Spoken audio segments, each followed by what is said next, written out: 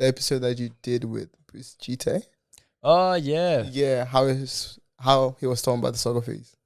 But how he was what? Talking about the soccer fees, how it's very expensive. Yeah, it's wild, isn't it? I was actually like baffled. I had no idea that something that is the most played sport in our country costs like an exponential amount in comparison to any other sport just because the clubs, this isn't in schools, but it's in the clubs. And they just be taking money. Which is wild. It's basically a business for them too, and they definitely got to pay the first team players. Yeah, it's because it's only kids. Yeah, because it starts from like under 7. Yeah. To reserves that they got to pay fees. That's a lot of money. Facts. Yeah. All right, ladies and gentlemen, you're listening to What's Your Voyage. We have none other than the creative director, a man that is he's a really young cat that is a great curator of people and just brings together these awesome creative endeavors, whether it be an event that has dancers, musicians, painters, fashion shows, and he brings all these worlds together and just really creates an experience of creators that, really have something to show. I remember going to one show at a warehouse on Flinders Street in the city, and the dancer that he had, you really forget how much motion is so emotive. And I was nearly at tears watching this dancer, and that was really strange for me because it's not often that you get moved by movement like that. Anyway, we have none other than Shabani. Thank you. I'm speechless. That's actually the first entrance I've ever gotten, so I'm forever grateful for that. Oh, thank you, brother. How's your day been? It's been amazing. It's definitely been amazing. And yourself? It's been a good day. Yeah. It's been a good day. Just been working. Yeah, been working hard. But yeah, we got Owen behind the audio and on the cameras. Owen actually he had a cool question he wanted to ask. What's your cool question? It wasn't a cool question. It was just considering you're into directing and stuff like that, have you seen the Creed movies? No, I haven't seen it yet. I was actually supposed to go see it, but have you seen the last two? Ooh, I've seen the first one, but not the latest one. Right. And I've seen the first one, not the second one. Yeah. Yeah, I thought the production on that was pretty amazing. What did you think for number one? On the first one, it was amazing. I was a bit younger when I watched it, so I definitely gotta go back and take some notes. Yeah, fair. So directing is your passion of where you want to move into. Yeah. In terms of what that means to you as a director, what is that world looking like for you? What are your influences around that? What's the ideas that you're marinating on? Ooh, I'll probably say my early influences were short documentaries that were produced on ID magazine. I remember when I was in high school, I used to come back every day. I'll go on my laptop, I'll search up an ID magazine short documentary, and they would do short documentaries on the artists that are coming up in New York City, London, and stuff like that. So for me, it was always I have visuals, so why can't I put them into fruition? So as I started growing up, I got connected to the right people, I guess, and I started doing things. So I would probably say my biggest influences it's probably the magazines that I grew up on, and just being able to see visuals. I could go on a jog and just see a world of things. So yeah, what are some of the ID magazine people that that you saw through these documentaries that really have still stuck with you as oh wow? Ooh, I'll probably say there's an episode on Bloody Osiris. Who's that? Bloody Osiris is a fashion model. He's also a designer, and he does a lot of things behind the scene, and also just a lot of campaigns for LV and stuff like that. So it just inspired me to do so much more. And how does it? It's okay. So in terms of diving into how these documentaries are made that speaks to you, is it that they sit down and they're interviewing, or they're overlaying heaps of footage, or is it you're actually getting brought along on their journey in a vlog style format? What's the science of how these kind of documentaries that you're inspired by?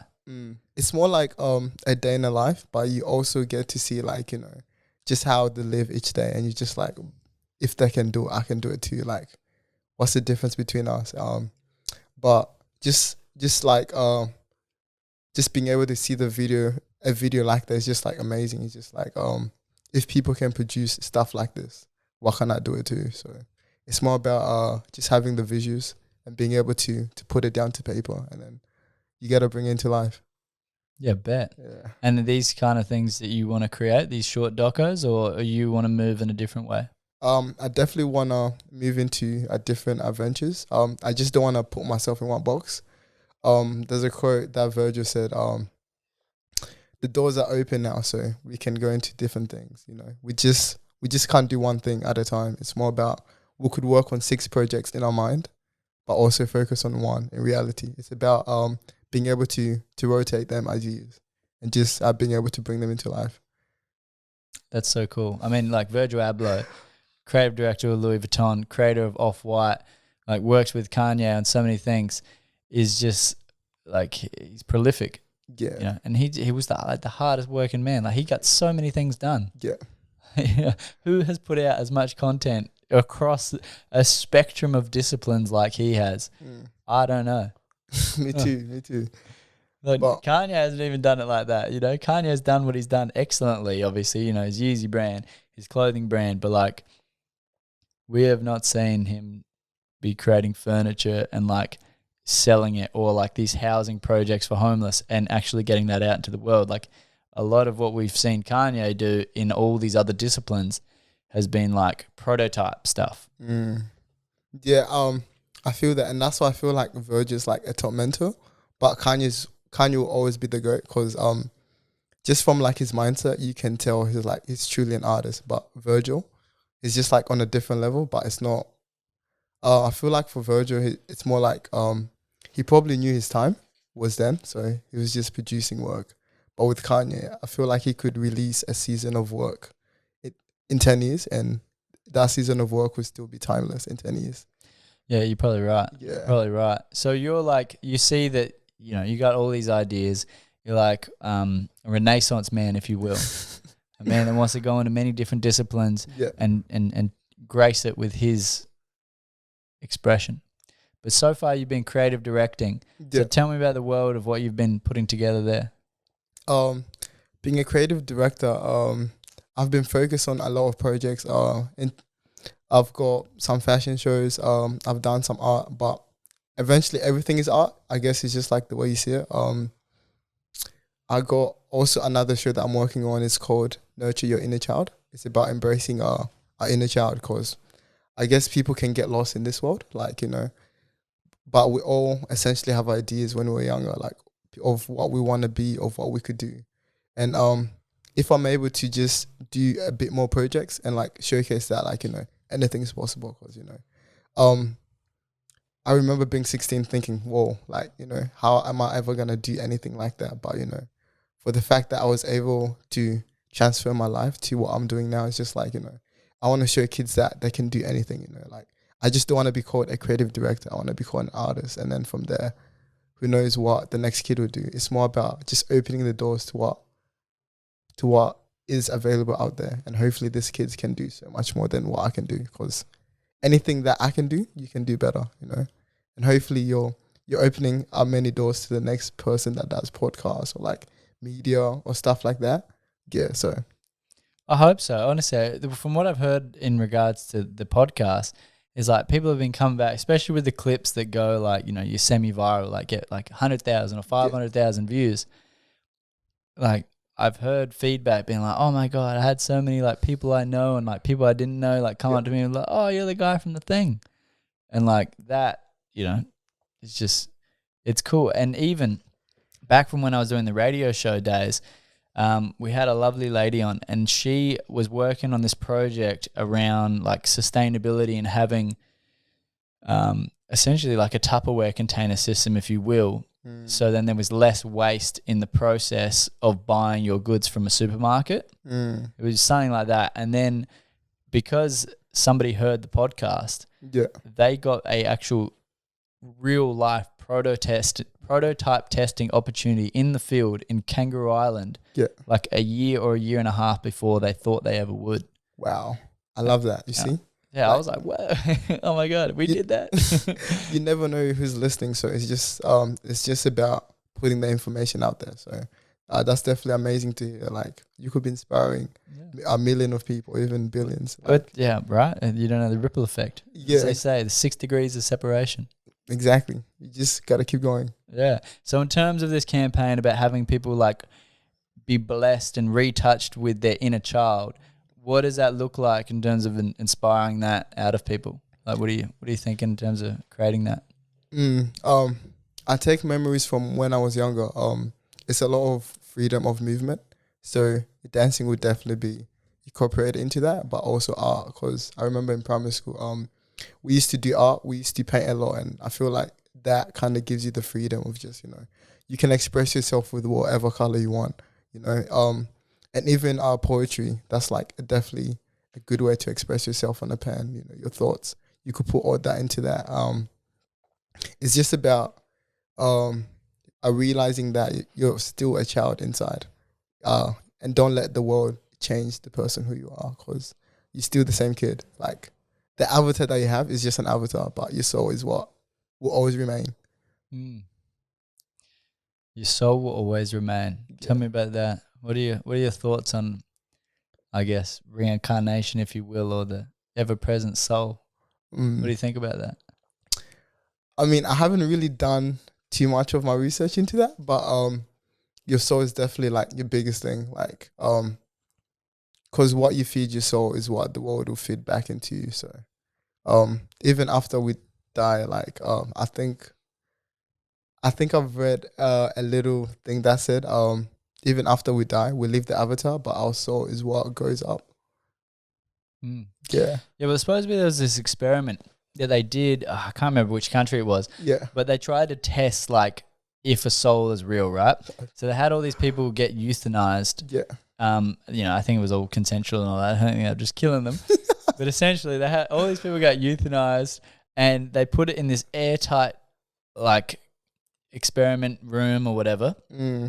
And they were testing the weight of people. And supposedly there was a slight degree of weight that dropped, like a very, very small amount of weight that dropped when these people died, that it wasn't air. So I guess that proves it then, that we definitely do have a soul. Yeah, and it like exited the body. Wow. And look, I mean, for thousands of years, right, it's always been said that we are spiritual beings first and foremost. And now there's kind of like this cultural push or accepting of, or, just belief in atheism that's been growing. Yeah. And it goes directly in contrast to like every single ancient culture, or even, semi-modern culture that always believed we are spiritual beings. Yeah. So who knows? I don't know. I think it's a little arrogant to be like, yo, we are nothing more than just this flesh bag, and then we die and that's it. Yeah. I feel like a lot of people feel like that, but we just gotta realize that our time on earth isn't exceptionally that long. If we really think about it, we're just like another dot in the world. So what we do in the world will make a difference, but it's also about your soul. Like, what are you feeding your soul? What kind of contribution are you doing to the world? Like, there's times I guess in the world where like you do a bad thing and you could feel it like deep down into your soul, but whenever you give kindness into the world, you feel so much better about yourself. So yeah. Have you ever? Yeah, I've definitely felt the the experience of giving kindness. I think it's a great thing. It is. The energy is just so on point. Yeah. And what's really cool is that they were actually able to test on like this subatomic level or whatever that matter, like physical things, get affected in our presence. Ooh. So the observer actually has an effect on the matter in front of them. Wow. Which changes the game, right? So it means if something is experienced, like there's some kind of connection going on or parabonding between, us and other things, which just goes like, what does that even mean? Like, does that mean we can like tap into the level where we can like move things with our minds? I don't know. But if we're affecting things on a subatomic level, there's definitely some kind of relationship going on. Yeah, I mean, if things happen in the movie, I feel like we could do it too. Because I think there's a scene like that. In Wolverine. What's the Yeah. scene? There's a kid that has powers that he can move your metal, right? Yeah. Yeah, it's just like that's scary, but like, you know, who knows? Maybe in the future there'll be an AI that could program a mind to do that. So Maybe. I mean, that's what they're trying to work on. yeah, I've been listening to some stuff. It's just been coming up on my feed.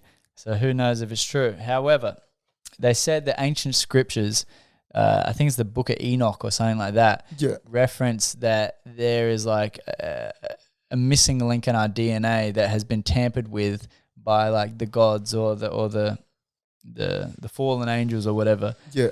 And that when that was tampered with, or even God may have tampered with it, God tampered with our DNA, so then made it so we can only live 120 years max. Wow. And that we supposedly used to live like way, way longer.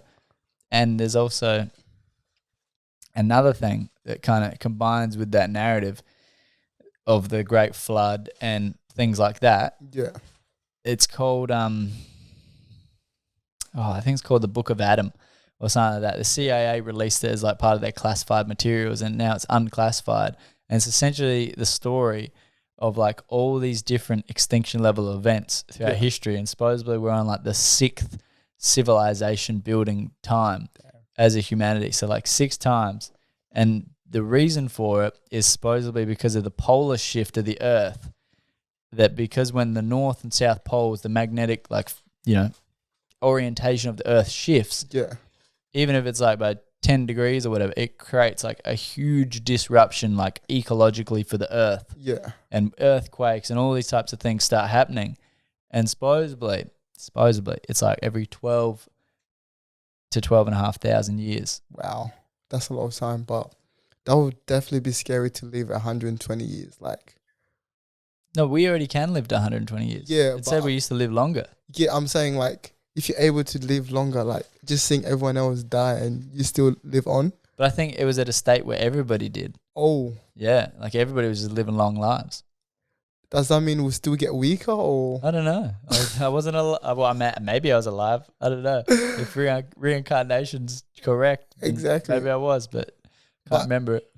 But imagine if we get reborn at 100. That would be amazing. Like, you know, you reach 100, you get reborn, and then your life restarts again. Like, you like spawn. You get to 100 and you start going Benjamin Button, and like your next 80 years or 100 years, you're like going down in age again, then you go back up, and then you go back down. Oh, that'd be wild. I mean, I would like to be a vampire, you know, and just stay at a certain age forever, but, you know, that's just a myth out there, but, you know. Hey, look, fair enough. It'd be all right. Yeah, if anyone can donate some blood, I don't know. I don't want to like bite it from you because I feel that's a little harsh. I'll just donate it, please. That's definitely the way to go. It's kindness, you know. You definitely gotta save lives out here. Yeah, I'm a donation vampire. Oh Lord! All right. So in terms of this like world of ideas that you have floating out through your brains, what are some of the other things, you know, with whatever level of detail you want to express it, but what are some of the other creative things that you are like, yo, I want to get into that, or I want to be the force that creates these kind of things to come together? Oh, that's definitely a good question. You got me thinking. I did say film directing. I call myself a creative design artist. That's like a thing that I wrote in my room, and then I have like different photos of places I want to be. It's like basically a visual board. But that's definitely a good question. You got me thinking. I'll definitely get back to you when like my mind comes up with an answer. No worries. Yeah. We can move on to something else. All right. So in terms of like your idea about what's important for your creative pursuit, you know, like you're kind of hinting on that it's like everybody else chasing their dreams is like your at the moment your fundamental core message that you're trying to get out there. But if you like look at someone like Kendrick Lamar, Yeah. You know, he has like a way in which he formulaically kind of does that. Like, have you found that for yourself? And let me just touch on what I think Kendrick's Yeah. is like he uses personal experiences to paint pictures of events that will paint pictures on ideas he cares about. Ooh. And that's his way of doing it, where some will just go, I'm going to paint pictures of stories, and they're just stories, and they don't really have any grander scheme like in an album that will all piece together and create this larger idea that he's trying to get across, or this journey to get to this idea. Yeah. So he's very intentional with that. What, you know, are your kind of like things that you want to see for the world? For the world, I definitely see the community scene in Adelaide growing. And I feel like if we're able to just showcase, like, you know, there's a door opening for us, you know, then more people will definitely come out and do more stuff. Because I feel like to inspire people, you need to show them that there is a chance of making it.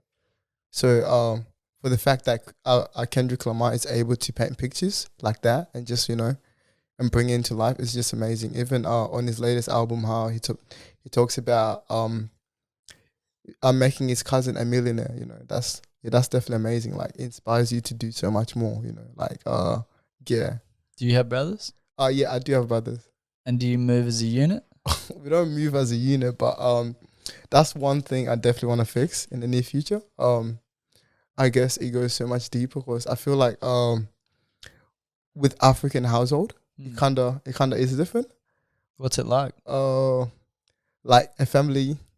Yeah, what's your family dynamic like? It's not too bad. I guess we communicate, but everyone is just like doing their own little things. But for me, I definitely see a future where the family tree can come together, and I just want to break so much trauma and just, like, you know, embrace everyone and just come together, and hopefully, you know, break the curse of, like, you know, being the first millionaire, or just, like, you know, showing them that, like, a 9 to 5 isn't always the option. You can do so much more. And I feel like a lot of my brothers have talents, but it's more just like they gotta provide. And then also understanding the fact that my parents came from like a different country to this country. So, where they come from? They came from Congo. Yeah, okay. Yeah, so for them it's about survival, but like the fact we are in a different country and there's so much opportunities, you can't really live in survival anymore. You gotta adapt and see, like, you can create something for yourself. And what's that been like growing up with your parents coming from there? That's obviously a pretty rough place. Yeah. To like being raised here, like, because I've been talking to Bjor. Yeah. And, you know, he has some ideas about what it's been like being like the second generation. Well, he's the first generation straight over, but like what the like relationship between first generation, second generation has been like in terms of the values at conflict, if you will. Like, have you noticed something like that? Yeah. For them, they talk about the past a lot. They talk about, you know, when we were this, you know, we weren't doing this. But for me, it's always been about being myself. Like, I don't wanna be programmed to act a certain way just because I have to make certain people happy. Because at the end of the day, you are the author of your own book. You know, like, as much as you want to make everyone happy, you can't make everyone happy. You know, like, as long as they see the success, that's when they'll become happy. Like, I remember when the first time I got my hair braided, you know, like, my parents went crazy. Like, are you selling drugs? What? And then now it's more like, it's part of my look. So, like, you know, they got used to it. Yeah. So as long as you're able to push through what they're saying, or maybe the beliefs, they'll definitely come to understand that, like, a lot of things don't change. You're still the same person, but eventually you are growing as a person.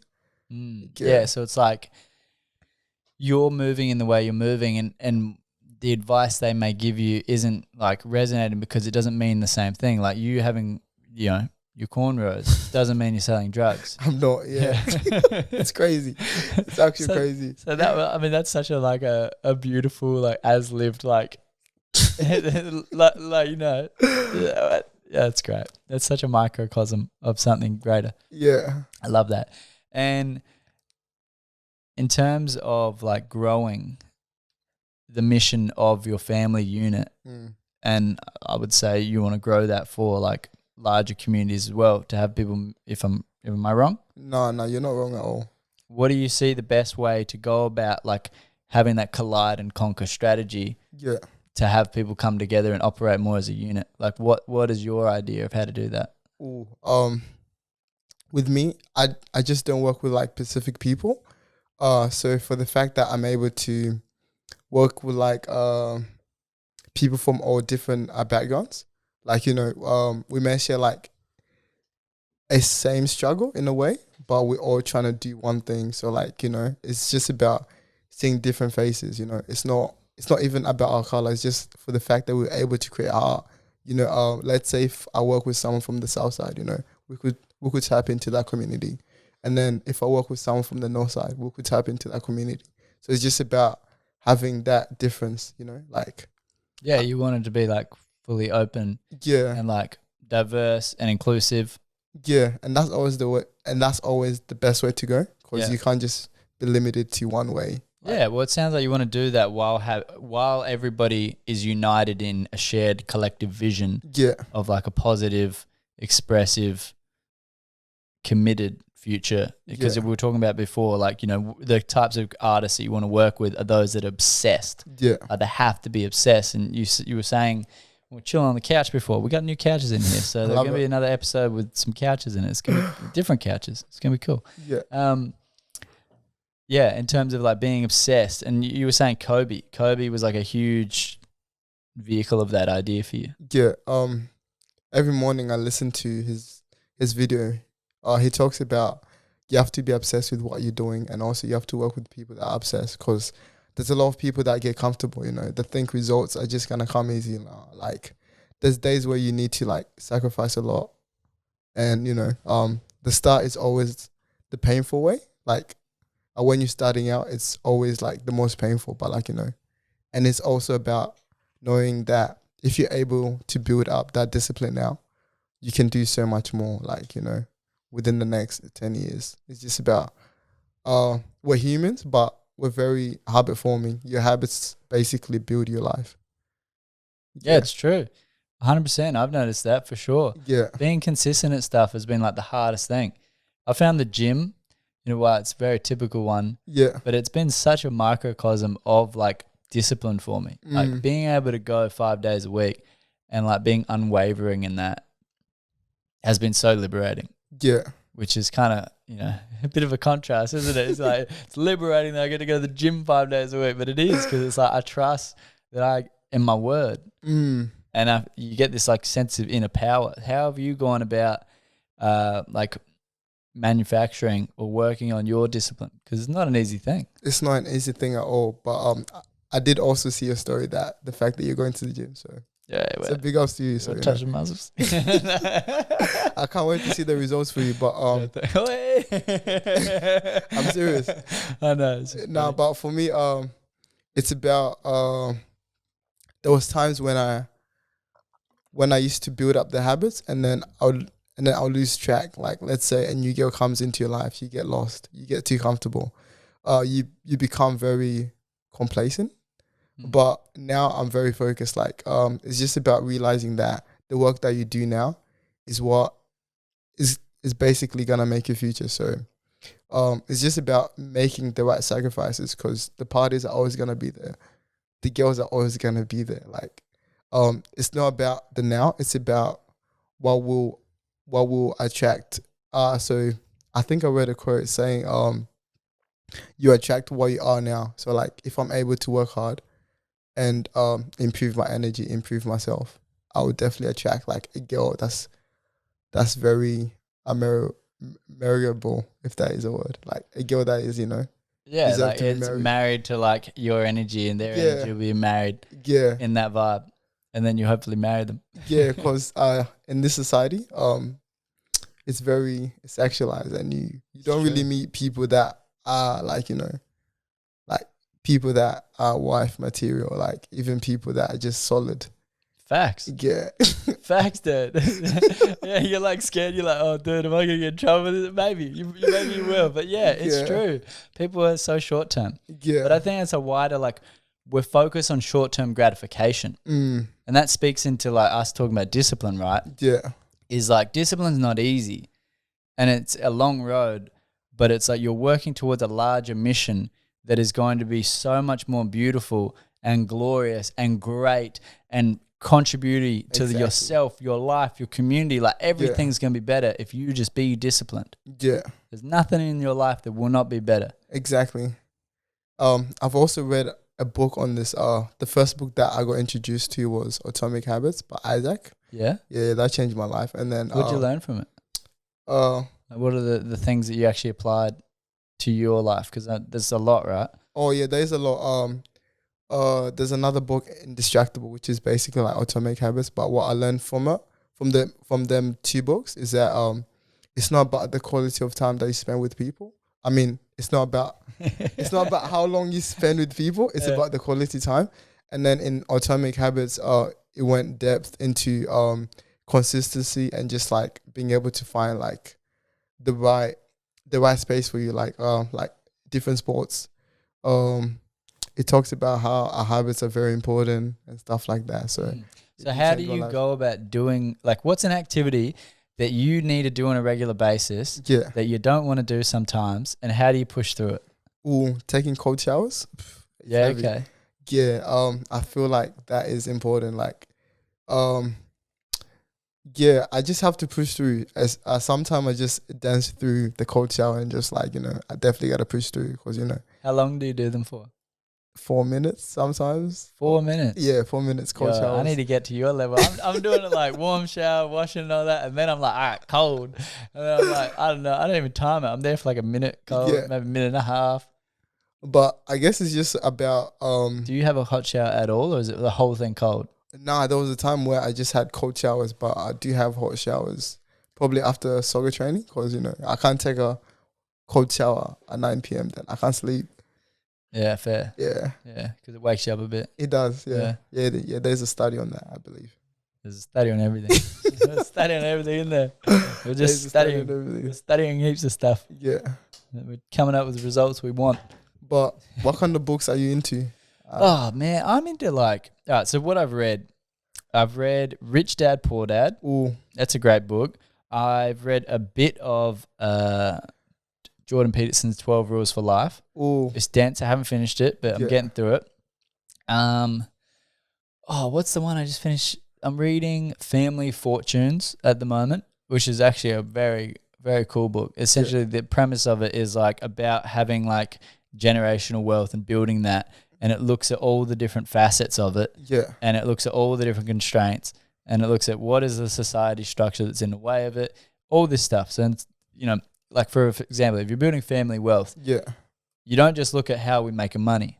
You say, how are we raising our kids? What do we do with kids that are, some want to be an artist and some want to go into business, or some want to get into the family business, or some's a black sheep. Like, how do you actually juggle different people, and how do you prepare your family to continue, the generational wealth? Because a lot of the time, the saying goes, it's like the first generation builds it, the second generation, like maintains it, and then the third generation just completely like decimates it. Yeah. And then the fourth generation has to build it up again, and then you're just not holding on to it. So then everybody's life in your family isn't as good. So it goes in all that. And then what else? What else have I read? Oh, I've been reading some books. I definitely got to read that book though. Like, it's a great book. Yeah, I feel like it would definitely benefit my whole life. Oh, it's phenomenal. I'm getting through it, and it's great. It's really good. I watch a lot of videos though. A lot of videos, like about so much, dude. So much? Like literally so much. I consume so much content. Like, give me a topic and I probably know stuff about it. But that's definitely a good thing because, like, the more you consume, it's about the type of information you're consuming. Because you can consume a lot of rubbish and then, your mind becomes rubbish and clouded. But if you're consuming the type of stuff that you're trying to learn, then it's definitely a benefit because it is good to consume a lot of help stuff, I guess. Yes. Well, self-help. A guy named Ron Langman, he's a serial entrepreneur. We had him on the radio show, and he's part of the catalog of the podcast. Yeah. And he said that one of the biggest things for being an entrepreneur is you don't need to be a professional at everything. you need to have knowledge. You need to have a breadth. Yeah. You don't need a depth. You can have a depth in some things, but you need a breadth of knowledge so then you can actually go about managing things. And a simple example of looking at that I see it as is like, let's say you're doing a fashion brand. Yeah. If you know all the facets of what creates a fashion brand, you can do it, and you can find people that are good at it to do it better than you can. Ooh. But like, if you don't even know about like a whole genre of fabrics, Yeah. or you don't know where to get, like, you don't know that there's certain types of materials that are better than others. You're just going to be getting shitty materials, and sometimes they'll be better and you don't know why. But if you have a breadth that you go, all right, I know there's good and bad materials. Yeah. Now I need to go find someone that can tell me what's the difference between them and be able to pick the best ones as an example. That's very true, because I believe there's a lot of successful people that might not be the smartest people in the world, but they do have someone behind them or a team that are smarter than them. Yeah, delegate. Yeah, and I think it talks about that in Rich Dad Poor Dad. Yeah. Oh, dude, that's a huge thing, right? It does As say a that. business, yeah, because it's like, yeah, it's in that too. Yeah, So as a professional, you're good at your one thing. yeah, You get your job, you get your salary, and then you spend your money on a house, and then your house just drains all your money and doesn't make you any money. yeah. So you are just reliant on working for your money. Whereas when you get into entrepreneurship, you start to work on things that make you money while you sleep, money while you're not there, because you start to get other people. But also, I don't know, even if you're looking at stocks or whatever, it's doing its thing, a compound interest, as we were talking about before. Yeah. Like, you get to build. Yeah, that's definitely a big thing. It's definitely a big thing. Your habits do become, like you could save $1 today and, it'll be worth more tomorrow, because it's about That's not true. But if you save $1 every day, you have a savings. Yeah. But it won't be worth more tomorrow. Not with these inflation rates. Not tomorrow, essentially, but like, in the near future. It's just about the small habits that you pick. Yeah. Instead of buying something, you could just go at home and eat something, Like, it's just about the small percentages that you twitch in your life. Yeah, that's good for saving. Yeah. For sure. That is definitely good. Penny saved is a penny gained. Yeah. Or I think that's what it's called. What are you looking at? You look like bewildered right now, Owen. But Like, what are you talking about? Owen, give us some investment advice, my friend. What do you got to say about this? Well, no, I think it is important to save. Speaking of the mic, I think it's important to save, but it's what your money does for you when you're not using it. I mean, it's all very well to put it in a bank, but that usually just covers the inflation rate. not even. So Exactly. well, at the moment, no, but it does long term. But your money just still stays the same essentially. It's just it doesn't really grow. But if you invest it, you can make 10% or more. Yeah, well, I think where we're at right now in the age we are, if we invest in our knowledge, but knowledge as skill sets, not knowledge as in like, oh, I could think about this and understand things. Like, no, what can you do? What can you get done with some skills that you got? If we invest our skills, we can then, as a service provider, create a product business or offer a service that we can get a bunch of money in. Yeah. And if we get more money in, then, if we invest in being able to get more money in, then we can start to go, all right, now I'm going to start diversifying to things that make my money make money. It's about essentially just making your money work for you. Yeah, that's definitely a key component. Like, or inventing something. But that's your money. That's, I suppose, that's your money making money for you if you do the right business structure. Because Nikola Tesla is a great example. I was gonna say that. Yeah, right. So I mean, you say it. Oh no. No, please. Oh yeah, he was a great investor. He was smart, but like business wise, he wasn't there. And then Edison Thomas. Yeah, Thomas Edison. Yeah, basically, he basically took up all the credits, and then he became a very wealthy man compared to Nikola Tesla. Yeah, essentially, you're right. Yeah, and there was a particular deal that happened for Nikola Tesla that was a wrong step. So essentially, there was this like market downturn, and he created the alternative current technology. So the DC technology, meant that in New York City, you had to have a power grid, like a big power station on like every block for the energy to go around, because it didn't travel long distances.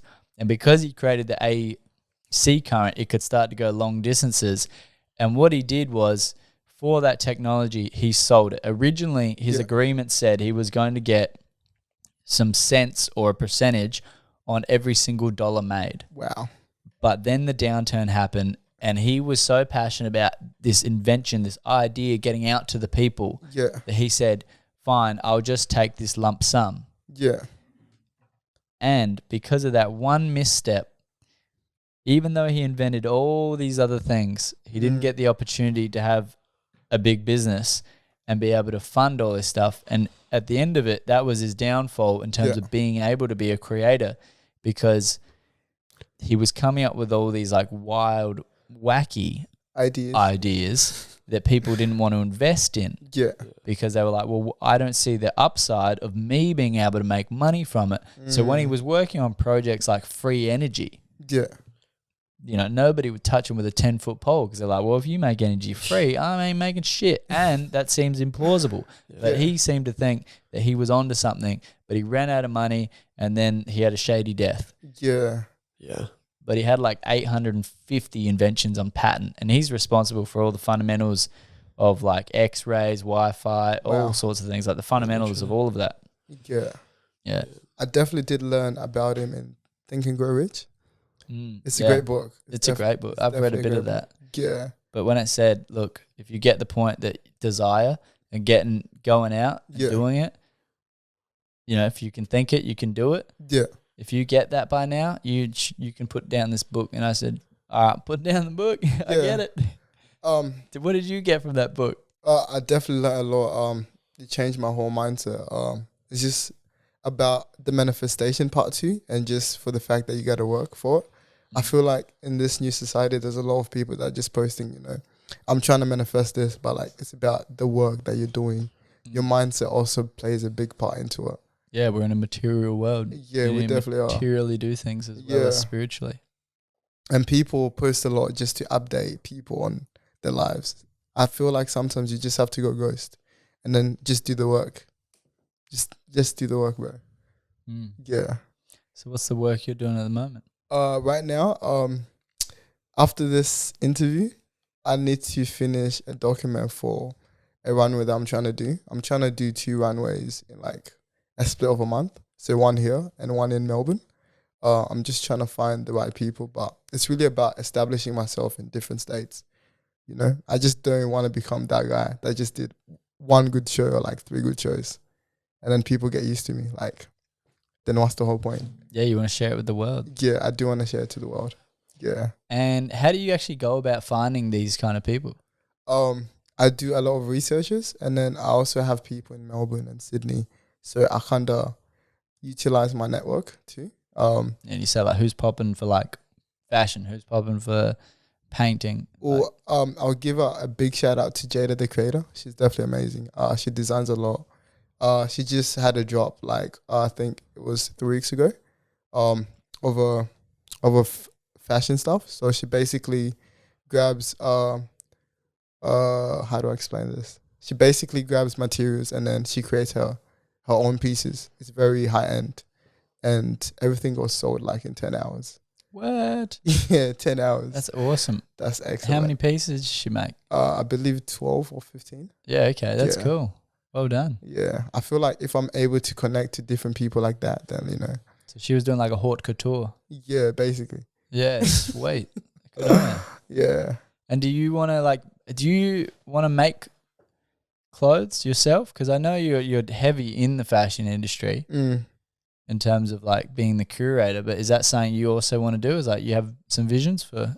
I mean, I've always been designing. I started designing at the age of 16. I bet. Yeah, it was more like with a lot of paintings and then a lot of pen work, but I definitely do see a vision of me creating something. I feel like the world is definitely waiting, because I remember this one moment I had. I was at the beach and then a guy came up to me and said, Shabani, if you dropped a brand tomorrow, we'll buy everything that that you put out. So I guess it's a sign. Yeah, I guess it's a sign out there. Mate. I mean, look, if you already got the buyers, you gotta give them. It's your duty now. It is my duty. Yeah. I definitely gotta serve my people. That's it, right? That's it. If they want something, I feel that way even about the podcast. Like, I'll be saying like, oh, people are listening to this. Like I'll drop an episode and I'll have people listening like within the first hour. Wow. And I'm like, oh my God, like I need to make sure I make time to get it out. Yeah. Because it's good. It's like going to the gym. If you got a gym buddy. It's true. If I got a gym buddy, if I'm not at the gym, then he's like, oh, where are you, man? But if we're both at the gym, it's like, we're at the gym. Like, we're doing this. It's that mutual accountability. It doesn't always have to be someone you even talk to. Like, I don't talk to these. Well, I don't know if I talk to these people that listen. Yeah. Shout out to you listening. I fucking love you. Yeah. I guess it's just about being consistent and knowing for the fact that you are working towards something greater than yourself. So even about the gym stuff, you're building yourself, your mental capability, and then with this podcast, you're providing the right information out into the world. You never know who's listening. It could be a kid that's like in high school and who just needs some inspiration, and you're there for him. You're there for him right now. I feel like that's the people you speak to. You are like this youth ambassador. No, but without people like you, I don't think a lot of things would be possible. So, I just want to thank you for this opportunity again. Oh, look, thank you. Yeah. Thank you. You're a good man. You're a good man. Nah, you too. You just got such a great energy, dude. You do. You're always so kind. Yeah. I feel like happy.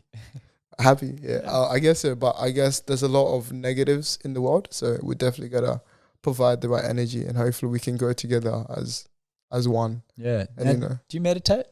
Ooh, every morning, but I missed it this morning.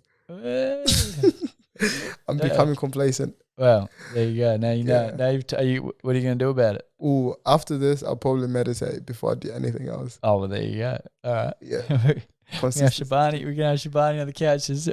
Give me a moment, guys. You're just packing up and meditating. Consistency is definitely key. Yeah.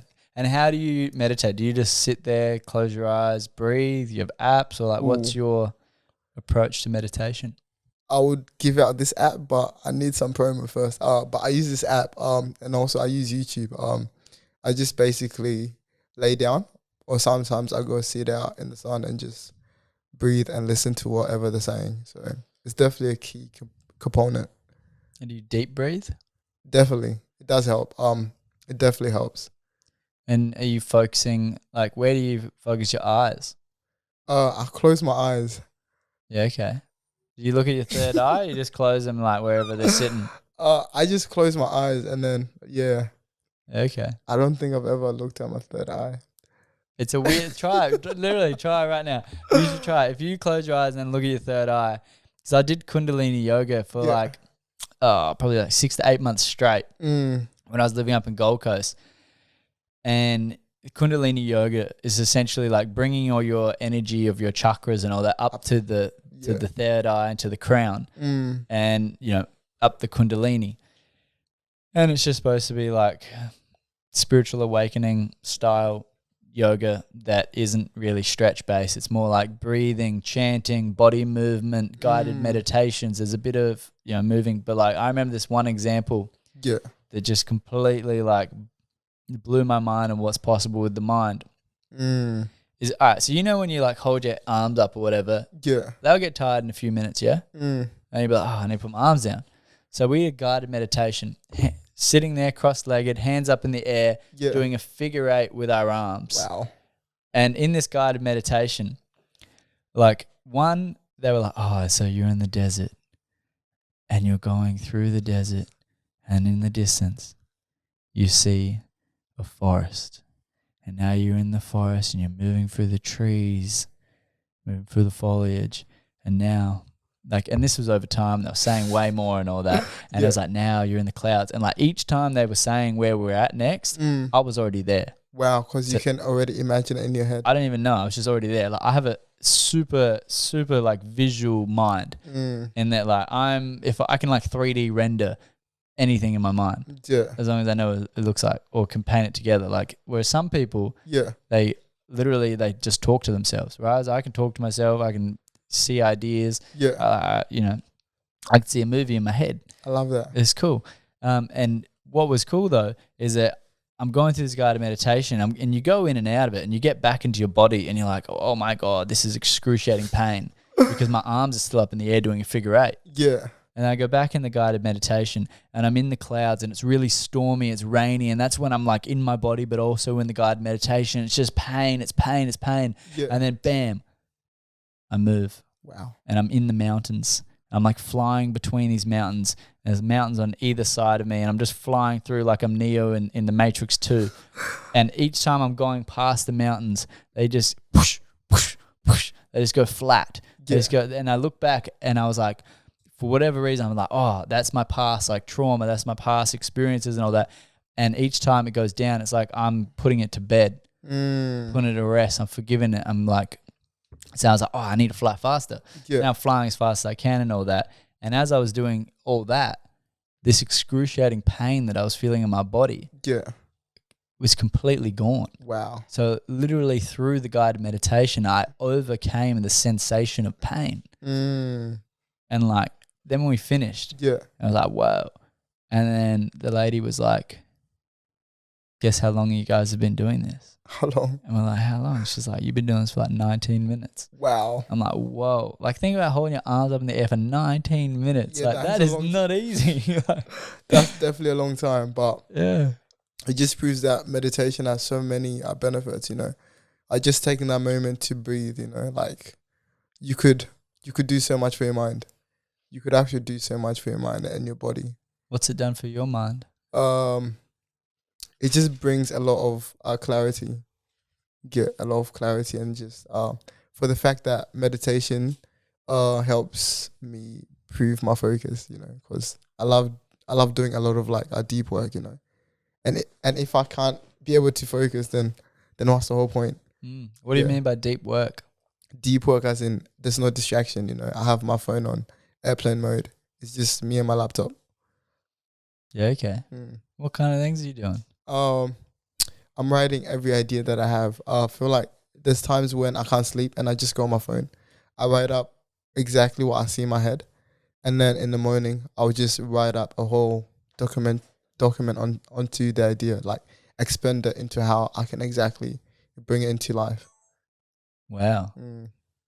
That's really cool. That's cool that you like really flesh out those ideas. Yeah. Because it's so easy, you know, people would get ideas and they just don't flesh them out. So what do you like, speaking of, you know, making your manifestations, your thoughts a reality and all that, like how do you go about like getting from that stage of it's an idea late at night or in the day or whenever, and then you flesh it out? What's like the next step for making these ideas come to life for you? I would usually call a friend and just explain the whole idea.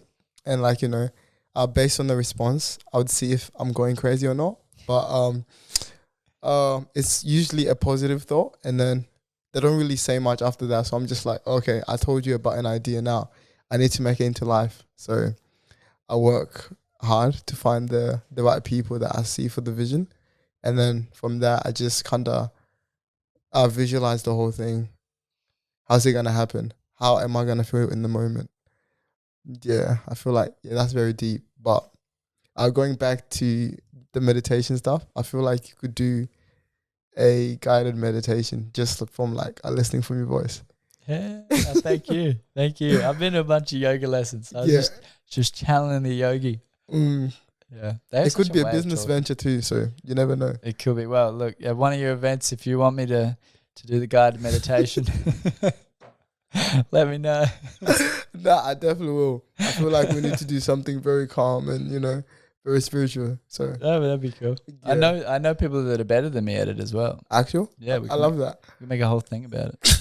I don't know. I honestly, I feel you. Yeah. In terms of the Renaissance man style of like artistry and like, you know, that you want to be able to do a vast amount of things. Like I really feel that as well. I think it's such an important thing to be able to like go down, and especially artistic pursuits, you know, but not just artistic pursuits, like go down these rabbit holes and learn and create and do, because A decade is a long time. It is a long time. Like let's say if you were like, all right, I'm going to go tunnel vision on events for a decade. I'm going to create the best fashion shows, like collaborative mixed media shows in the world.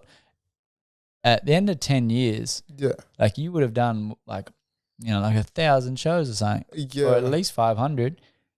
And then it's like, oh wow, I've done so much. I'm like the king of this. I could continue to do this. Or go be a master at another thing, because they say 10,000 hours to master something. So there's a lot of things you could master if you tunnel vision about different things. But I do think, from my own experience, that it's like you need to not try focus on everything all at once, and it comes back to the idea of meditation, right? Because if you're not just focusing on your breath while you're meditating, you're not going to get the value out of it. That's very true. And it's the same thing with life. You're trying to focus on doing, like, I don't know, a podcast, event, make music, make clothes, have a job. Like, you don't have the time to do any of that, like give any of those proper justice. No, you don't. And especially with time, you always got to find balance, because you got to invest into every venture that you're doing. And if you can't invest the right timing, then you're basically just planting a seed and nothing is growing, because you got to put some water onto the seed. You got to nurture it and then do all this and that. So time is everything. So yeah, it would never work. Facts. Who's your favorite hip hop artist? My favorite hip hop artist? Ooh, Lancey Foe. I don't think you know him. Lancey who? Lancey Foe. The hell was that? I think you have to listen to him on your way back home. And is it what style? He's a British rapper. Okay. Yeah. Like a Stormzy kind of style, or like who would you compare? I would compare him to Playboy Cardi, even though like but he's very mindful, or compared to Playboy Cardi, he's basically like what's his name? Lancey Foe. How do you spell it? Yeah, how do you spell the last name? Lancey and then E-Y. space Faut. Oh. Yeah. He's really talented. But and is he a new cat? Nah, he's been doing it for 10 years, but yeah. Real. He's just amazing. But that's wild. Favorite artist, Kanye West, definitely up there. Which album? Wait, actually, are you an album listener or a song listener? Ooh. Damn. A song listener. But I can do both. I can do both. Oh, fights in the comments. I can do both. Yeah. Well, I know you can. It doesn't mean you do. What about you though? Like, I'm full album listener. I love it. Yeah. Because I love same thing with like an event, right? I see an album as like an event. Ooh. They're curating an experience for you from start to finish. Not all artists. Yeah. Might add, not all artists. There's a lot of artists that just put songs together and it's just a collation of songs. And they might have a similar soundscape. Yeah. But there's not really like a journey they're taking you on with the track listing. But there are the great artists. Your Kendricks, your Kanye's, even some of the Schoolboy Q albums for sure. Your Michael Jacksons, your especially on Dangerous, Biggie, like all the greats, they all curate their albums. So start to finish, it's like you get taken on a journey of ideas and emotions. Yeah. I'll definitely send you some albums after this and then you can give me your thoughts. Yeah, well, you're going to have to send me some ones I haven't listened to. Okay, I got you. And also, who else? Yeah, that's about it. In my top 5, I don't really listen to that much music. I don't know. I kind of stopped listening to a lot of rap. It's more like... What do you listen to? Music that is beneficial to my mind. So like, no more swearing, no more F this girl, F that. It's more like, what can my mind consume? Like... So that's an important thing, right? What is your thoughts about what is healthy and not healthy to consume? I mean, you gotta be mindful on what you put into your mind. Like basically, what's healthy for me? In terms of music, it's about like music that feeds my energy. Like it's about positive words. They're not trying to say F this girl, F that. It's like they're talking about I'm trying to get this, I'm trying to get that.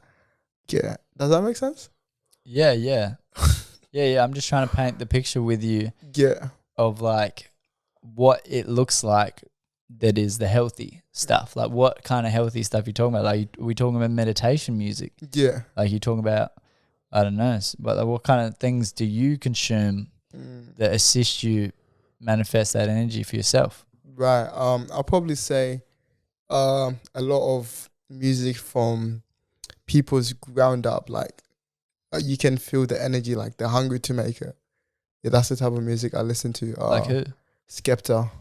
Yeah, Skepta. Yeah, Skepta's He's a very still hungry to make it. He's a very serious man.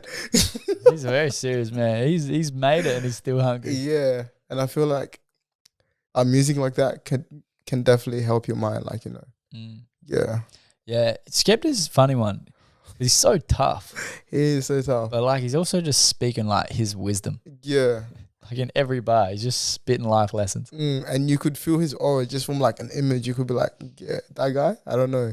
He looks like a strong man. He is a strong man, for sure. What do you think makes him such a strong man? Oh, I don't know. Maybe his experiences that he's been through, but I'm not too sure. Yeah, but like, what characteristics like make him strong, do you reckon?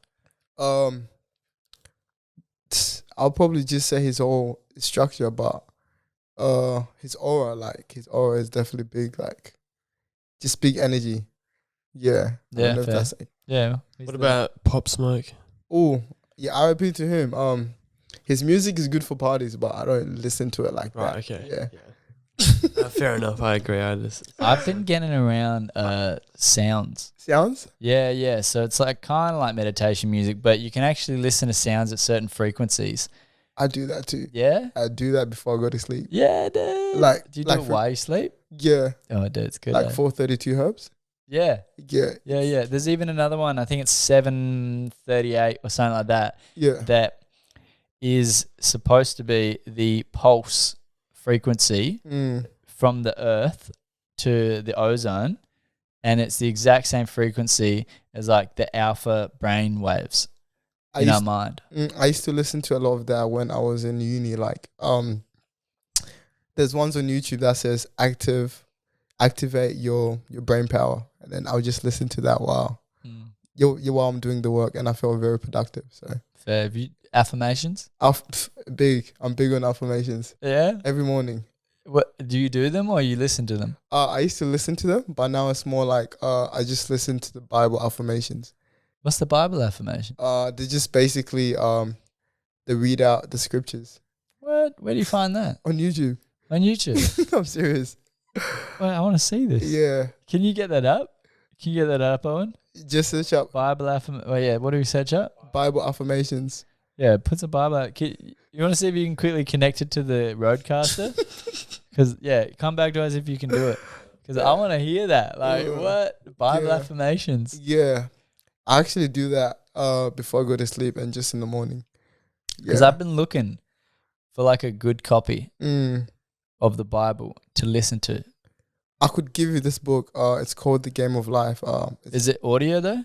Yeah, there's an audio book and there's also like a proper book. Because I want to audio listen to the Bible.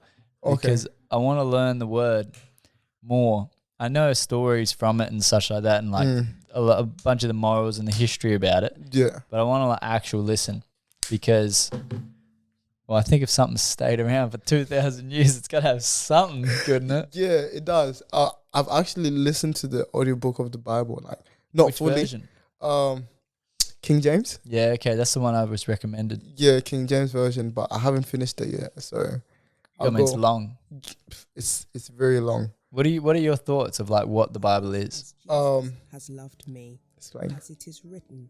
Hey, John is that the one? That is the one. Verse 34. A new commandment I give unto you, So beautiful. that ye love one another as I have loved you. Oh, this is what I sleep to that sometimes. ye also I'm serious. I'll just play some rain sound in the background and then I just fall asleep. I am a new creature in Christ. The old things have passed away, and I can see. It's so nice. It's so nice. I actually might do that tonight. I might even do it. Yeah.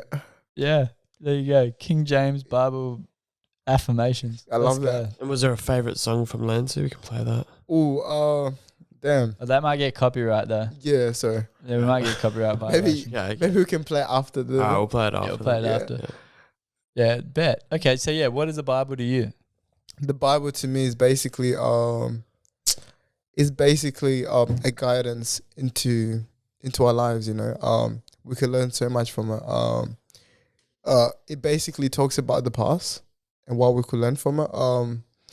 It's basically like, yeah, just what I said before, a guidance for my life, basically. In what kind of ways? Like every way. There's also the 10 Commandments on how we should live our lives. I'm a big believer that, like, sex after marriage kind of makes more sense now. I mean, I've done it all, but like, now, just growing up as a person, I believe more on the commandments. I'm just like, okay, I see why, that was said. And then why do you think that's important? It's very important. Okay, let's say you have a glue stick, and then you glue something to it. Okay, the first time that you lose your body count. Oh, okay. The first time that you collect a body, like, you become softer. And then the more that you do it is basically, okay, so the first time that you do it, you're giving your soul to that person. The person is basically the glue, or like the person that you're sticking it to that glue.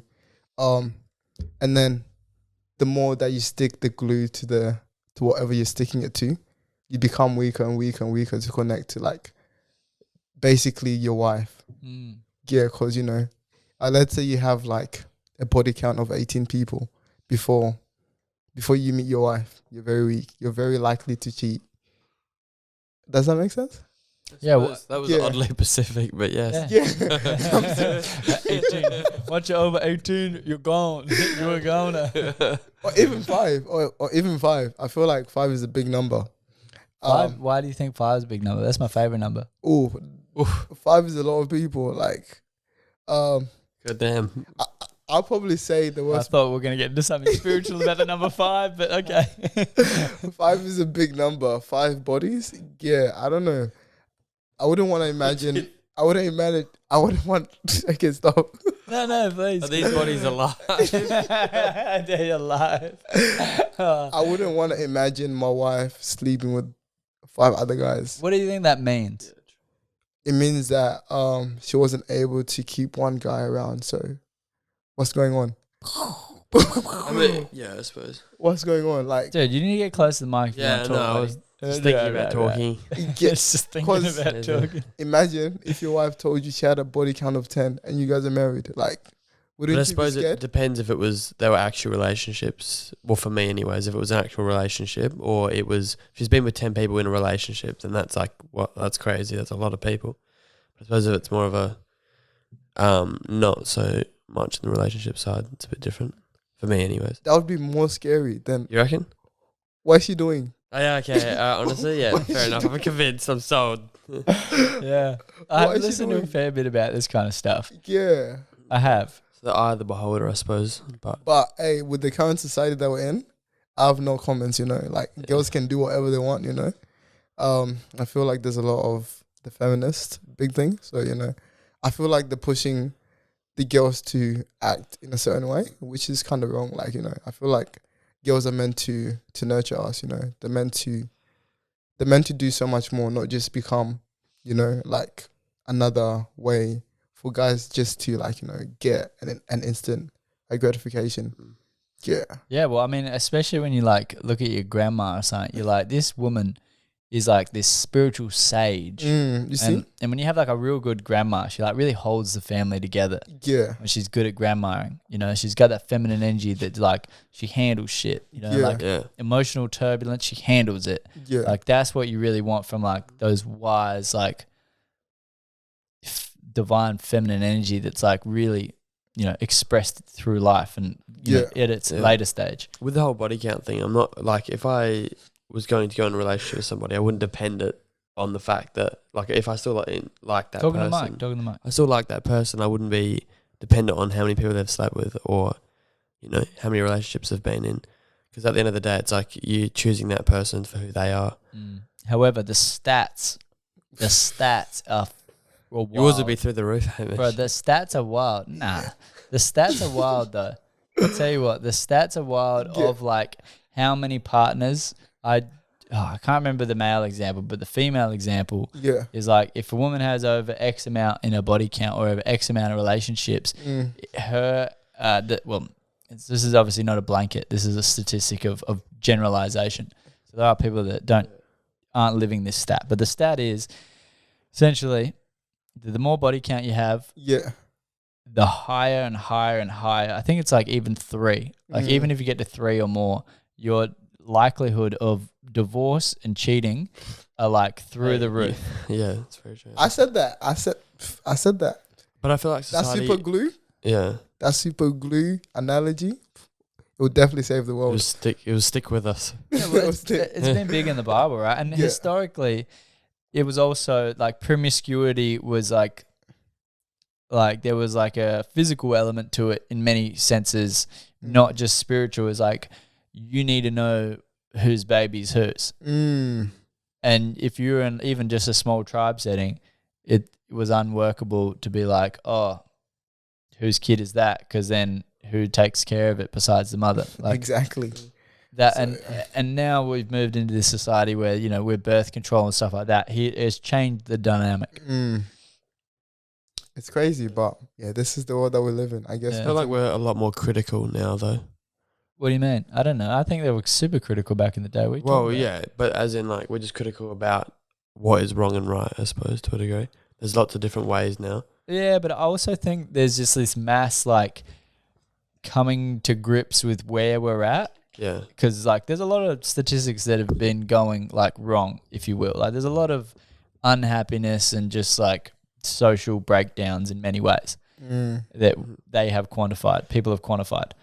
So I think it's kind of like we're having this cultural time where we're discussing what works and what doesn't. And we're drawing upon the history to look at what did work and why did it work? Like coming to grips with these arguments of, okay, why was that actually set up like that? Like why are the 10 Commandments even important? We had this like spiritual like, we've forgotten religion. And now there's this rising up again of, actually, we might need this. Yeah.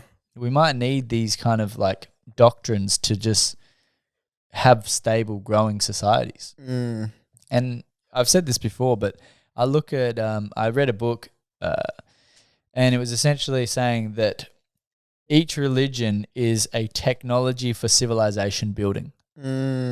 And it has to go through its time period. Like, so if you look at like the Judeo-Christian values, I said that wrong, but they've had like 2,000 years. Is that off? Yeah, okay. Anyway, audio only now, baby, on that camera. That's all good, yeah. They've had 2,000 years to mature. And it has gone through reforms over time of the certain, time periods. There was like heaps of violence in a society, or there was heaps of X, Y, and Z. Anyway, the idea was comparing Islam to Christianity, it's like a 500-year, give or take, difference in terms of those religions. So where we're saying Islam is actually very similar to where Christianity was 500 years ago as a piece of doctrine and how the civilization operated in terms of moving forward. Yeah. But an interesting thing is just saying that it's interesting what religions are respected around the world right now. Like Christianity is not respected around the world right now. I guess that comes with the top people that represent the churches. Like let's say we have Pope, or like people that are just doing like things that are very questionable in the world. Yeah, like what? Like pastors being into kids, like that's very one. questionable. Spotlight. Have you seen that movie? No, I haven't seen it. Oh, dude, it's phenomenal. Huh? Yeah. What? What? No, what is Spotlight? Oh, well, I'm about to say what it is. Yeah, So you like this motherfucker. Someone's got to keep it interesting. So Spotlight's a movie about Boston, or set in Boston, about the Catholic Church and these investigative reporters that essentially cracked the code or like broke the lid off all like what is happening in Catholicism about kiddie fiddling and how they just send them to a different place and nobody's actually punished and stuff like that. And it was like they found out there was like 100 kids or more in this one area, or like 1,000 kids or more in this one area were all kiddie fiddled, and there was this huge like epidemic within this religious institution that's obviously supposed to be in line with God and not doing those types of things. So it was very unholy. Yeah, and when things like that, now you start to question the whole religion. Like, yeah, well, that's what's happened, right? Yeah, if the top people are doing this, then what are we meant to believe in? But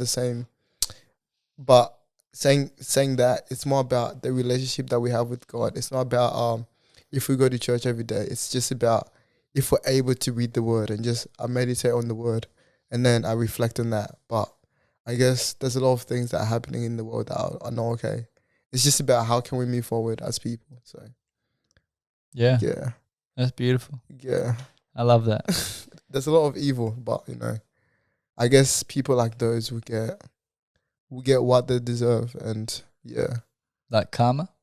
Yeah, karma. Yeah, basically. But I don't wish any bad on anyone, But just be aware of your actions. Yeah, well, they say that on a like subatomic level. Yeah, like anything you do has a reaction across the whole universe. The cause and effect. Yeah. Yeah. Like it's just this huge ripple effect that actually affects the universe. Yeah. So to think that every single action, thoughts included, which is funnily enough and a hard one to actually get to grips with, especially if you have an inundation of negative thoughts, if you will, that's a hard one to grapple with. Yeah. But supposedly on like an actual material level, our thoughts can even have an effect on the other side of the universe. Wow. That's what they're saying in quantum physics, which is very hard stuff to understand, to be honest. Yeah. It goes over my head, but they come out with these cool things to say, and I go, wow. It's like proving spiritual world as fact. Yeah, but wow. I guess every day is an opportunity to learn. So maybe if you want to research something that's, unpredictable, you never know what you could learn. What should we research? Damn. You really put me on the spot. Damn. Oof. I'll get back to you on that. Get back to you on that. Yeah, okay. No worries. Yeah. Beautiful. What time are we at?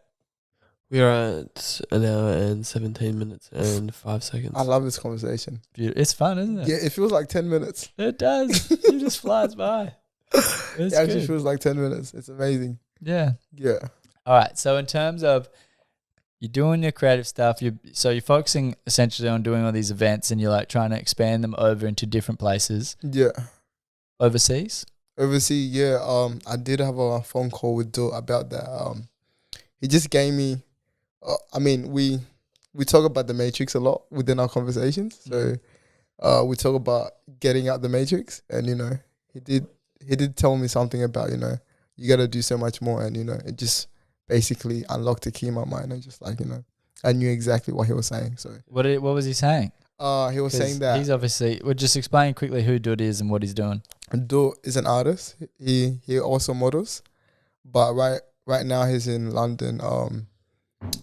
He's a fashion model over there. He's signed to 2 agencies, Chadwick Models, and there's one in London. Yeah, he's just pursuing his dreams. Yeah, he's killing it. It's awesome. Him and Odell. Yeah. They're killing it. They're crushing Definitely are killing it. They're breaking the Matrix. They're breaking the Matrix. It's like when we left the Snoop Dogg concert last night. Oh, dude. Breaking the Matrix. The Matrix is all around us, but we definitely got to be Neo. Exactly. Yeah, that's it. We got to be Neo. Yeah, you got to understand you're the one, basically. Yeah. You're the one. Just a quick digress, and then I want to go back to what you're saying. We've got 3 Neos in the room. Damn, that's crazy. Well, dude, when I... Main character energy. Yeah, facts. When I was like a little kid, still is my favorite movie, but when I was a little kid, it was my favorite movie, and my dad went over to Bali, and he brought me back like a custom-made, full-length leather jacket. Wow. Like I had a full Neo leather jacket when I was like 10 years old. I was like cruising around pretending I was Neo because I am Neo. Sup? You're really him. So in the flesh. He's really him. About to fly, baby. Yeah, they don't play with him. He's really him. Yeah, so in terms of that conversation you're having about expanding like your energy with the world, like what do you see as like your vision and how to do that? Damn. I feel like God wants us to do so much more. So like if I'm able to provide opportunities and do all this and that, I feel like doors will definitely open. But I'll just definitely branch out to different states, connect with creatives there, and then I definitely see a door opening, you know, because I do see visuals of me being, you know, overseas, you know, so I definitely see a visual up there. So it's just hard work. I gotta take out all the distractions in my life and just be focused, and I can do it. Definitely can. You can, and I think Yeah. you will. Yeah, nah, thank you. I do believe in you. Yeah, I appreciate that for real. That's why you're here. Yeah, I believe in you. thank you. Now you too. I definitely see you going far with this. You know, not just this, but like, you know, all the ideas that you have in your head that no one really knows about. You know, as long as you're able to stay focused with the right energy, you definitely got this. The world is yours. Thank you. Yeah, The world is yours. yeah. Hey, shout out to Naz. Yeah, shout out to Nas and shout outs to what's his name? Scarface. Scarface. Yeah. Yeah, well, that's where they came from. Oh, right. Have you seen Scarface? I think I've seen a little bit, Oh, but dude, you gotta watch Scarface. yeah. Even have you seen The Godfather? Ooh, I think I've seen a little bit. But Again, you gotta watch that. yeah. It's phenomenal. I saw it in the cinemas. Wow. Like not when it came out because I was not alive. Yeah. I But was gonna Palace, say. yeah, right. Palace Nova did a screening the other day, and they were like each weekend they had like number 1, and they had Yeah. number 2, and then they had number 3. Wow. So I watched 1 and 2 in the theater, and then the third one on Netflix. Wow. That would be amazing. I feel It was like sick. yeah. I feel like movies like that are very like influential. Like Honestly, I think just sharing with the world makes a difference. Like people like want to see people do cool stuff. And if you can give them value in whatever way, like Yeah. you've got a community, like what you're doing, you're giving value to people in an experiential sense, yeah. that they're making friends, they're seeing things, but then also all this performance and stuff that you're like actually making them feel, think, be heard, connect. Like you're doing all of these things all at once. So it's like, Yeah. it is a powerful, very powerful thing you're doing with the types of events. Cause I remember I've been to 2 of your events, one Yeah. at the warehouse and the other one on Peary Street Yeah. at, what's it called? City Inn? In Studio Cafe? Yeah, that one. Yeah. And that was, you know, it was cool. You got a Yeah. vibe going. Like you got people moving. You got energy rolling. Yeah. And I think that was the first show that I did, the one in Studio Cafe. I was just coming back. That was your first show. Yeah, I was coming back from Melbourne and I was inspired by a lot of things that I saw. I was just like, you know, there's a creative scene out there, you know, and you know, it actually feels like a family. Like people are connected together. Compared to here, it's more like people have their little circles here and there. And I feel like having like live conversations like these, but like with a lot more people and just like being able to showcase art, you could see like a community forming slowly and surely. Yeah. Yeah. Because I feel like those that are like really into the art, Yeah. like, and not just the art isn't like, oh, I'm going to criticize this painting or something like that. Yeah. But those are like into art as like an expression of beauty and truth in life. There's that fundamental connection of like, yo, you're into truth and beauty. I'm into truth and beauty. There's something beautiful going to happen if we talk because we're both into truth and beauty. Yeah. Like we're not trying to front, we're trying to express. Exactly. Yeah. Yeah. And that's the key difference, you know, just doing it and not fronting about it. Yeah. Yeah. There's just so much beauty and vulnerability, isn't there? Yeah, there is. There is so much, especially in art too, or just like in everything that we do. What's some of the most beautiful displays of vulnerability that you've seen? Wow. In terms of Just arts. just art. Oh, Whatever art. damn. I'll probably say my poetry. I wrote one in the 12th and it still stands to me like to this day.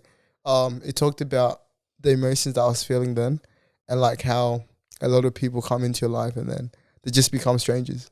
Yeah. Yeah, which is scary. Like you probably had like, you used to have conversation with them people. Now they just become strangers that you walk past. Like the energy, it doesn't feel right. Or like maybe you guys have grown apart. So like you can't really talk about the old conversations that you guys had because now you're a different person. You're not the same person that you were. So like even if you tried having a conversation, you know, deep down in that was a different layer of you. So you can't really continue on trying to feed something that's kind of not gonna grow again. Like, and why was that such a vulnerable display for you? Like, what made it so vulnerable to you? because I feel like I don't really express myself a lot, but with that, I expressed it and then I posted it on Instagram, I think. And then Zane put it into his magazine. So it was kind of big. Yeah. That is big. What's the magazine? Friend magazine. I don't think you've heard of it, have you? I have heard of it. I saw there was an event the other day. Yeah. I was just in a different place. He's very talented. He's very talented with what he's doing. Yeah. Yeah. No, that's beautiful. That's beautiful. What about you, Owen? What's the most vulnerable display that you've seen or created? I don't know. It's just, I don't know. When I saw a lot of artwork when I went overseas, from like, Leonardo da Vinci and things like that, which is pretty eye-opening in the sense that it's very, they just painted, everything had never been done before. When you start from the beginning in that sort of sense, it's like, you don't expect it to last that long. So you're just painting because that's just what you're doing, or creating something, and it's lived on forever.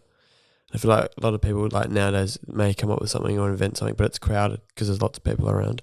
It doesn't mean it's going to live on forever. That sounds like it's awe-inspiring. What? It sounds like that's awe-inspiring to you. Yeah, well, it's inspiring, but it's like the vulnerability side of it, I guess, is taking risks, Yeah, okay. and exploring. Yeah, I bet. That's cool. Yeah. What about you though? Oh, I'd say there's a few songs. I'd say one of them is You by Kendrick Lamar. That is like such a vulnerable display. I would also say that Michael Jackson, he had another song, Will You Be There? Deep. And I love that. That's a beautiful one. He really, but even on the next album, there's not just vulnerable displays of like despair. There's also vulnerable displays of courage. Like when you look at a song like They Don't Care About Us. Yeah. That's a vulnerable display of like, I am standing up to the powers that be and I'm not going to let them silence me. And they did try to silence him even after he released the song, I'm pretty sure. Yeah, well, they did silence him. Yeah. So Andrew Tate. They're doing that. I mean, look. Free Top G. Yeah, Free Top G. Free Top G. Yeah, legit. Yeah, well, I feel like they've just pinned stuff on him that has no relevance to him just to cover him up. Yeah, I mean, it's hard as the bad guy. to believe any of the kind of information that's been fiddling out or trickling out. However, what is the story of that? It's like he got put up to these charges of not letting these girls leave a house, but then footage has been released of them coming and going from this house, and also in messages between them literally talking about setting him up, and he's still been in like jail for like 100 days or something like that. Yeah, and they're supposedly in that country, they're only allowed to hold him for like 150 days. Wow. And then they have to let him go because they haven't supposedly. I mean, obviously, I don't know if any of this information is correct, but supposedly it is. Yeah, they can hold him without pinning him to something because they haven't actually put charges against him yet, just purely because they don't have the evidence to actually He's just charge. been arrested and they can hold him for 100 and something days. Damn. Yeah. 100 days is a lot of days that you could be doing something. So yeah, and being taken without free will, just. But who knows? Taken. Who knows? He could be a plant. Exactly, or maybe you could be big psyop. I don't know. Maybe you could be brainstorming for 100 days until you come out. So yeah, you never know. If you've got access to pen and paper, so you can write it down. But. Exactly. Well, the interesting time we're living in terms of information is that there's so much information, and this has been talked about in like the 50s and stuff like that in some of the books, is if you have such an inundation of information that it's information overload and you don't know what's true and what's not true, so then you can't actually move and take a step in line with what you think is true. Because you're in this mass state of confusion. Yeah. So nobody protests, nobody does anything because they're like, well, I don't really know if it's the truth. Yeah. I feel like it's just being able to disown. Because if you're able to disown between what's fake and what's real, then, you know, we could definitely live in a better world. And I feel like a lot of people, they just read a little bit. They don't go deep research. Yeah. That's true. Yeah. Yeah, I mean, COVID was a great example of that. Yeah. Yeah, it's a great example. All the information coming out now. There's an amendment right now that's they put up in the Senate, which is amending the Work, Health and Safety like Policy Act, and they're trying to amend it so then all the protections that say you have for gender, you know, you can't be discriminated for your gender, you can't be discriminated for your race, you can't be you know, all the different reasons you can't be discriminated. They're wanting to, they put an amendment up to introduce that you can't be discriminated for your medical choices. So then they can actually put in the legislation you have medical autonomy, which makes sense. Yeah. But you know, we just saw that it's not in the doctrine, and it needs to be in the doctrine. Yeah.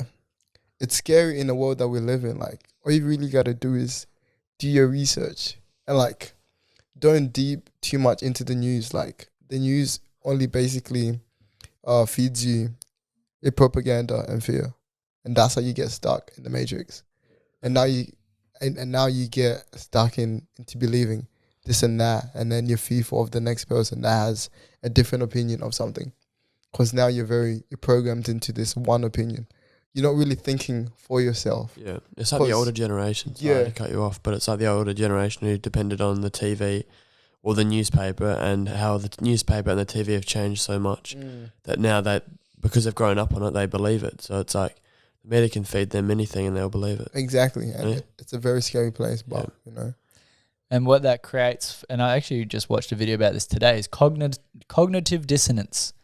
And cognitive dissonance is essentially when there is an idea, for example, that you believe, and then you do something in contrast to that isn't actually in line with it. So controversially, a great example for that is bodily autonomy and what happened during the pandemic, which was everybody, you know, well, not everybody, but a large population of the population saying, you know, you should be locked up. You shouldn't be allowed to be a part of society for not having this, you know, this jab.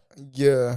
And then a month later, then the Roe v. Wade decision came out. Yeah. And then the same people were protesting on the streets.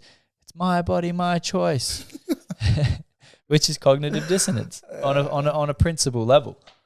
Obviously, they're different issues, and you know they have nuance between them, but nonetheless, on a principled level, that is a complete contrast to each other. Flip flop. I do feel that I even had a friend that never really believed in it from the first go, but like, you know, the more he expressed his opinion, the more people were just like, you know, maybe you're going crazy. Like, what, you know, there's people that are dying from this. Like, what are you not seeing?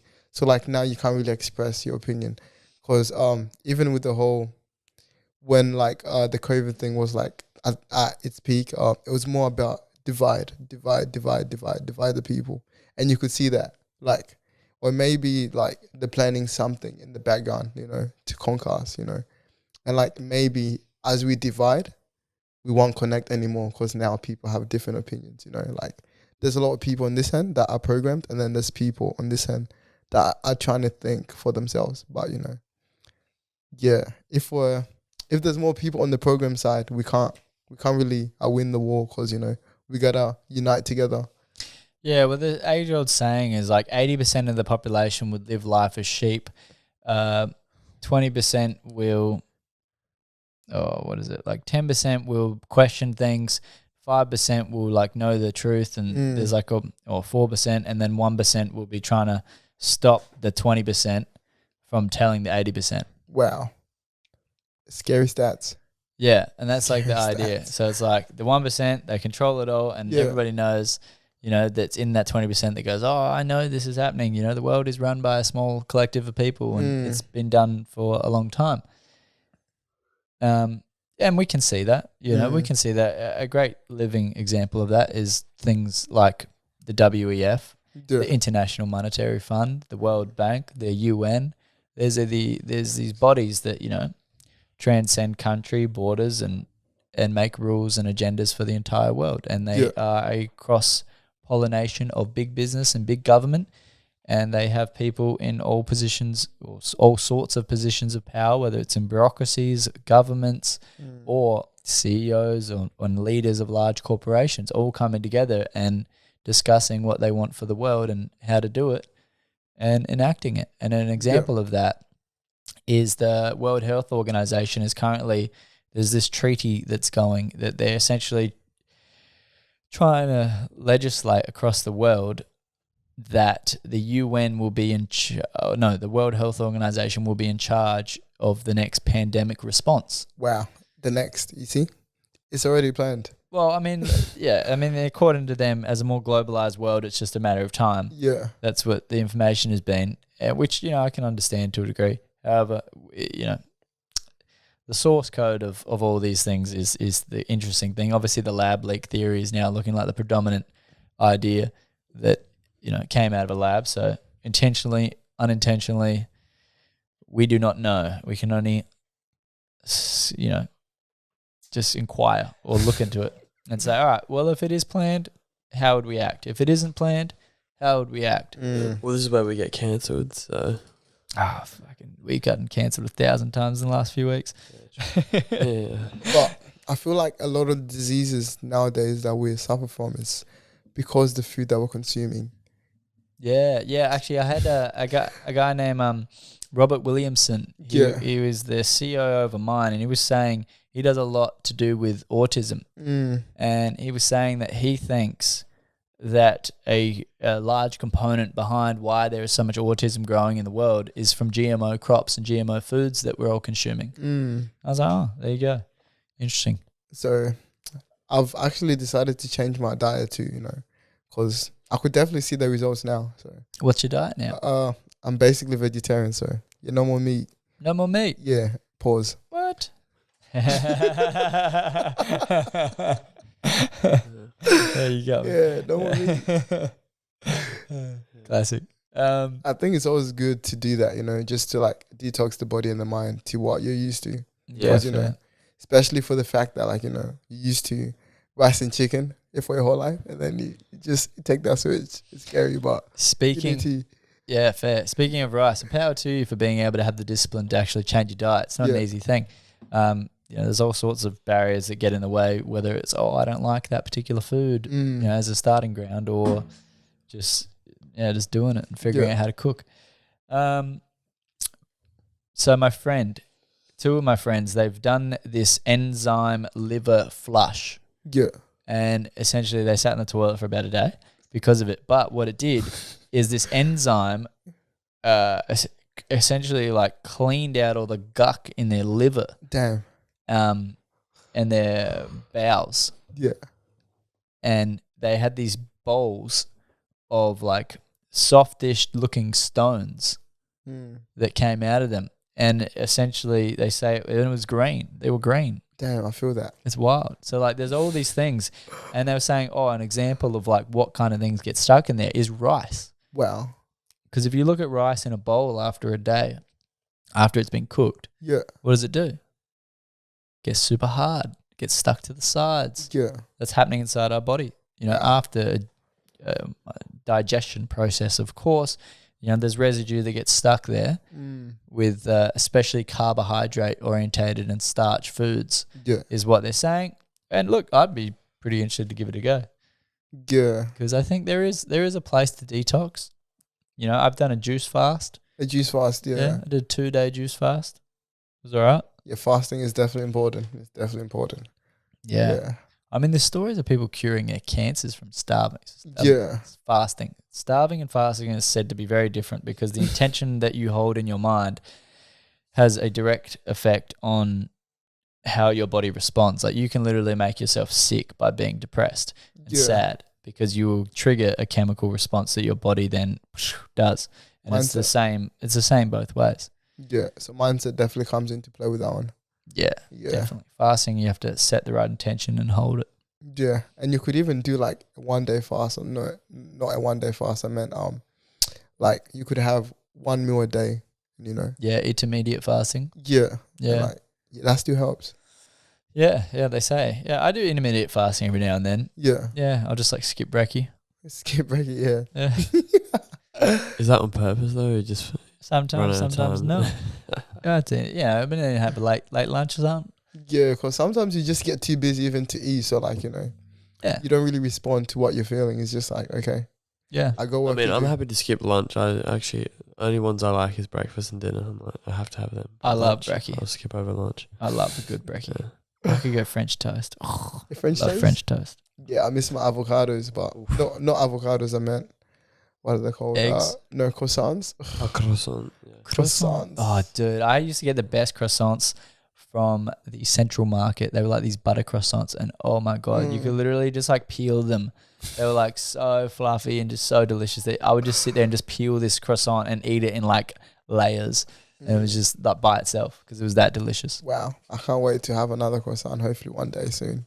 Yeah. Do you have a time limit on this vegetarian diet? Oh, not too sure. I just want to stay focused and see results. Yeah, I bet. Yeah. Good on you. Thank you. Well, I think we should wrap it up. Is there anything else you'd like to say, share? Thank you guys for listening, and shout out to Hamish for this opportunity, and shout out to the man in the back controlling the volume. Shouts to cameras. Owen. Yeah, Owen. thanks, guys. Yes, Owen. Yeah. Well, thank you, man. I appreciate your time. Yeah, I appreciate you sharing your energy with us. thank you. You're a great man. I'm excited to see what you do with your life. Thank I you. think it's going to be many blessings to many people because you're just radiating like a little sunshine, cruising around, and you're just growing into a sun. Nah, thank you. You too. Thank you, man. No problem. You've been listening to Watch Your Voyage. Thank you very much. That camera's out. Anyway, you listen to Watch Your Voyage. Please like, subscribe, share, do all that. Tell your friends. Just have fun with life. Do your thing. Watch Your Voyage. You get 100 years. Make it worth it, baby. Peace. Thank you.